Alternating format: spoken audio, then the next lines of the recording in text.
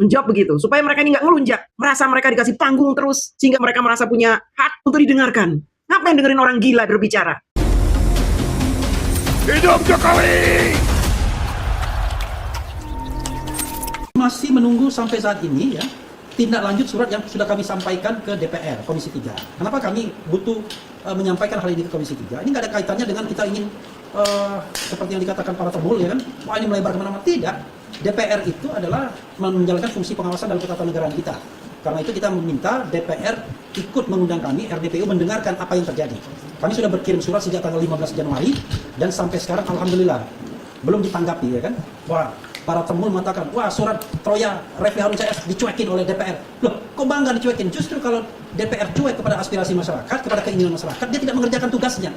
Untuk apa Anda dipilih dalam melalui proses pemilu kalau Anda tidak mau mendengarkan aspirasi masyarakat?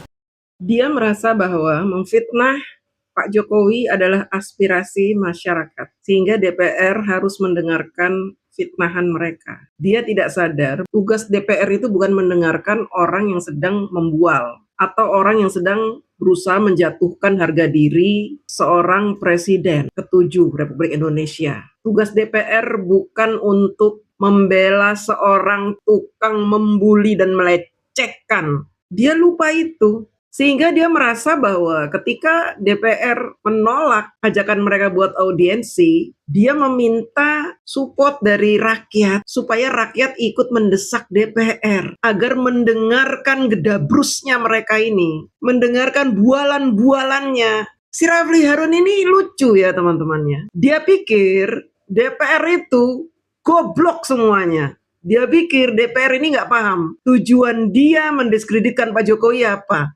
Dia pikir DPR itu isinya orang-orang yang nggak pernah sekolah, yang tidak tahu Pak Jokowi kuliahnya di mana. Dia pikir DPR itu isinya seperti mereka para pembenci. Sehingga dia ngotot, minta diterima audiensinya. DPR itu punya tugas mendengarkan aspirasi masyarakat ketika sekelompok masyarakat dalam keadaan susah. Contohnya petani, kekurangan pupuk. DPR harus dengarkan nih. Sehingga petani-petani bisa memperoleh pupuk dengan harga murah. Nelayan, DPR harus membantu nelayan itu. Atau pedagang pasar, karena adanya tengkulak dan mafia, DPR harus membantu itu. Tapi kalau model-model begini, tukang fitnah begini, DPR sudah benar tidak menerima audiensi mereka. Harus dicuekin. DPR tidak ada urusannya dengan memfitnah ijazah seorang presiden. Harus tegas DPR menjawab begitu, supaya mereka ini nggak ngelunjak, merasa mereka dikasih panggung terus, sehingga mereka merasa punya hak untuk didengarkan. Ngapain dengerin orang gila berbicara? Pertama adalah soal kami Troya ya, Eva Roy Advocates itu mendukung pelaporan terhadap Jokowi ke Barreskrim oleh tim pemburu ijazah palsu. Di situ ada Rizal Fadila, ada kemudian Rustam Effendi, ada Heru Purwanto dari UI Watch ya. Dua lainnya itu dari awalnya TPUA, tapi sekarang kita tidak tahu dari mana. Tetapi yang jelas mereka adalah tersangka di klaster 1 ya. Dan itu terkait dengan kepentingan mereka. Yang kedua, lucu mereka, sudah jadi tersangka melaporkan Pak Jokowi coba. Untuk apa melaporkan Pak Jokowi? Mereka tersangka kok. Saya disakiti oleh tetangga saya, difitnah setiap hari, dibully saya setiap hari. Saya diam saja. Saya datang ke kantor polisi melaporkan tetangga saya. Karena sudah membully saya, memfitnah saya. Saya membawa sejumlah bukti-bukti bahwa apa yang dia sebarkan ke orang-orang itu tidak benar. Ini bukti otentiknya. Saya bawa semuanya. Polisian memeriksa dan menyatakan, oh iya benar. Berarti Anda difitnah. Jadilah tetangga saya itu tersangka. Tiba-tiba tersangka yang saya laporkan itu melaporkan saya, dan itu gila dia, termasuk dia gila. Dia ahli hukum tapi nggak ngerti tentang ini. Stres mereka itu, stres yang mereka ada-adakan. Itulah teman-temannya, pembenci ini stresnya luar biasa. Pembenci Pak Jokowi ini banyak yang stres, banyak yang kebakaran jenggot. Baru dengar Pak Jokowi mau keliling Indonesia saja, udah banyak yang kejang-kejang. Saya bingung, masa seorang presiden ke-7 Republik Indonesia nggak boleh nemuin rakyat, nggak boleh menghadiri undangan rakyat yang rindu pada dia? Masa nggak boleh? Emang ada undang-undangnya? Seorang presiden ke-7 tidak boleh mendatangi rakyatnya, tidak boleh mengundang rakyatnya, tidak boleh bertemu dengan rakyatnya yang merindukan dia. Ada undang-undangnya begitu. Kalau nggak ada, kenapa mereka ini kayak kesetanan gitu?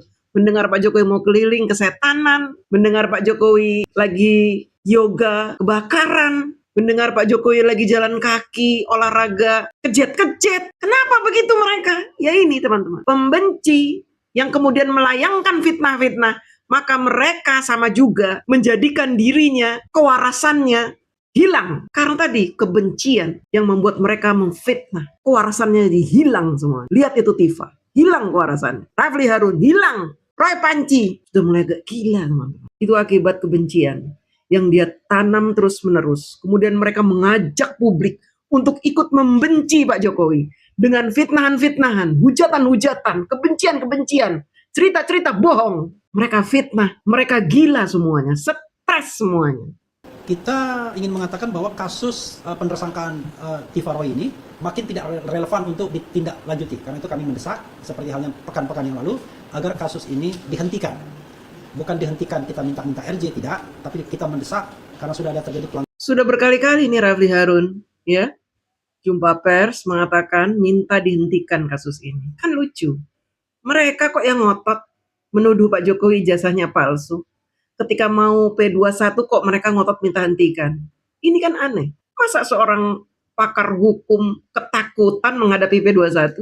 Alasannya apa? Karena tidak wajar. Karena tidak wajar. Apanya yang tidak wajar? Memangnya Pak Jokowi tidak punya hak? Nggak punya hak untuk melaporkan pencemaran nama baik. Pak Jokowi disuruh diem terus gitu, seperti kemarin-kemarin ketika masih menjadi presiden. Disuruh diem aja, dihina, dicaci maki, dibully tiap hari. Bulinya di depan publik, di TV, di podcast-podcast. Suruh diem aja gitu.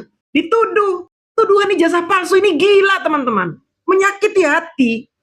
Mereka nggak punya hati ya. Nggak punya rasa gitu. Saya sendiri bingung. Menuduh seseorang yang sudah kuliah, berdarah-darah. Tahun 80-an itu susah orang untuk kuliah. Jadi orang yang bisa berkuliah tahun 80 di universitas besar seperti UGM, itu perjuangan yang nggak main-main teman-teman. Kemudian tiba-tiba dituduh tidak kuliah, memalsukan ijazah, singit mereka itu. Yang ketiga, kita juga akan menyampaikan tindak lanjut surat yang sudah kami sampaikan, termasuk surat meminta audiensi kepada Komnas HAM, kepada DPR, Komisi 3, kemudian juga ada surat yang kita layangkan kepada Polda Metro Jaya, penyidik Polda, ada juga surat yang kita layangkan kepada Komnas HAM, dan lain sebagainya. Sudah gila. Mereka minta audiensi ke Komnas HAM, ke DPR. Oh, mereka yang sudah melanggar hak asasi Pak Jokowi kok mereka yang ngadu ke Komnas HAM. Dan makanya saya bilang, orang-orang ini sudah kehilangan kewarasan. Bahwa Roy Suryo adalah salah satu yang memberi oksigen kepada kasus ini dan memberi panggung kepada Jokowi. Kita beranggapan bahwa Jokowi akan selesai waktu itu ya. Selesai dalam artian tidak masuk dalam arus pemberitaan yang ini ya, luar biasa besarnya. Tapi begitu Roy Suryo dan kawan-kawan masuk dengan isu ini, Jokowi kembali comeback ke panggung politik, masuk dalam spotlight media massa besar dan media massa lokal lainnya. Nah, inilah yang saya khawatirkan. Roy Suryo dan kawan-kawan itu memberi oksigen bagi seseorang yang tampil bukan karena misalnya ya prestasi atau apa. Ada hal besar yang perlu ada orang gila lagi dimunculkan untuk memuji-muji Roy Panci, seolah-olah Bapak Jokowi ini pansos dengan Roy Panci. Bodoh sekali dia. Roy Panci itu terkenal dengan maling panci, residivis, tukang melecehkan agama orang lain. Ya, residivis, maling panci, terkenal dengan itu. Nggak bisa nyanyi Indonesia Raya, terkenal. Waktu jadi DPR kerjaannya molor, terkenal lah itu. Ya ngapain Pak Jokowi pansos sama Roy Panci? Justru dia itulah, mereka lah yang menggodok fitnah ini, yang pansos dengan Pak Jokowi. Akhirnya mereka jadi terkenal. Banyak yang pansos dengan kasus ini kan. Jadi mereka terkenal gara-gara ini. Mereka diundang di TV-TV, di podcast-podcast, terkenal. Tapi terkenalnya sebagai orang yang memfitnah, orang mencaci maki, orang yang mencari-cari berita sensasional yang tidak ada kebenarannya. Bukan berita fakta, tapi berita yang diada-adakan. Dan semua berita-berita yang sudah mereka tayangkan di channel-channel mereka sudah kita patahkan dengan kebenaran-kebenaran. Tapi mereka tetap aja ngotot. Tetap aja bikin podcast, tetap bikin berita, tetap muncul di televisi. Dan mereka diberi panggung. Yang diberi panggung tuh mereka, bukan Pak Jokowi. Oh, aneh-aneh aja ini. Si orang ini ya ngomong seperti itu. Ini emang kesengajaan. Karena apa? Banyak yang panik. Panik dengan P21 yang akan segera keluar. Mereka panik. Sehingga dimunculkan kakek-kakek, nenek-nenek, orang stres. Dimunculin semua, disuruh ngomong, suruh bantu mereka. Karena apa? Mereka ini bencinya luar biasa dengan Pak Jokowi. Mereka tidak mau Pak Jokowi itu namanya ada di atas. Mereka mau Pak Jokowi itu tenggelam, namanya redup. Mereka lupa bahwa nama seseorang bisa tenggelam, bisa redup, itu tergantung dari takdir yang diembannya. Kalau takdir Allah masih berpihak pada Bapak Jokowi untuk selalu berada di atas, untuk selalu dicintai, untuk selalu disebut-sebut, ya tidak ada satu orang pun yang bisa merendahkan Pak Jokowi. Tapi orang ini lupa, karena mungkin dia ini nggak ngerti agama, tapi merasa paling paham dengan agama. Seperti itu kan. Nah, kami mengkhawatirkan isu-isu yang urgen untuk kepentingan berbangsa ini akan kabur, akan kalah oleh hal yang sifatnya tadi secara administratif, politik dan secara legalitas hukum itu bisa kita simak akhir-akhir ini. Dan dua-duanya ini dapat panggung nih. Nah, tinggal gimana kita ngerem Mas Roy Suryo.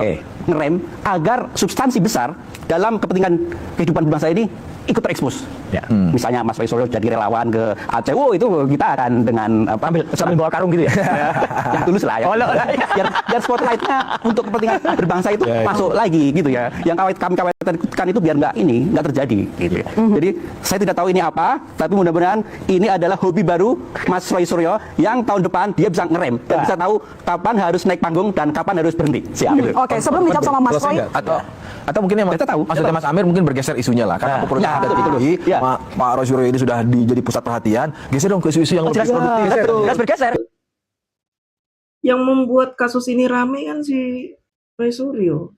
Kenapa Pak Jokowi yang katanya dikasih oksigen? Aduh, bodoh sekali nih orang. Ya, kira-kira seperti itulah kebodohan mereka. Karena panik ya. Dengar Pak Jokowi mau keliling Indonesia aja, aduh banyak yang kebakaran jenggot. Banyak yang mencak-mencak. Banyak yang misuh-misuh. Baru dengar Pak Jokowi mau keliling Indonesia aja, mereka sudah panik. Bukan main mereka paniknya. Ya. Mbak, ini terkait rencana keliling Indonesia ini, Pak. Rencana berkeliling Indonesia itu ada tujuannya untuk apa? Untuk projo atau untuk PSI seperti apa? Ya ini kan saya banyak undangan dari daerah-daerah untuk hadir dari masyarakat. Ya saya sudah sehat dan saya akan datangi undangan-undangan yang ada. Dan itu juga untuk memberikan motivasi dan juga ketemu dengan PSI di daerah, plus juga ketemu dengan relawan di daerah, ya karena ada undangan. Berarti artinya untuk persiapan 2029 untuk Mas Gibran juga? Karena ada undangan dari daerah. Rencana pertama kemana Pak kunjungannya Pak? Pertama kunjungan ke daerah mana Pak? Mungkin Lampung, NTT, Jawa Barat. Kalau untuk kondisi Bapak sendiri seperti apa Pak? Kondisi Bapak seperti apa kemarin Pak? Ya seperti ini. Sudah full 100%? Ya seperti ini kan. Sudah memenuhi undangan-undangan di daerah berarti kan udah siap. Sudah siap artinya Pak Jokowi udah merasa sehat, fit sekali gitu? Ya udah lihat. Ya.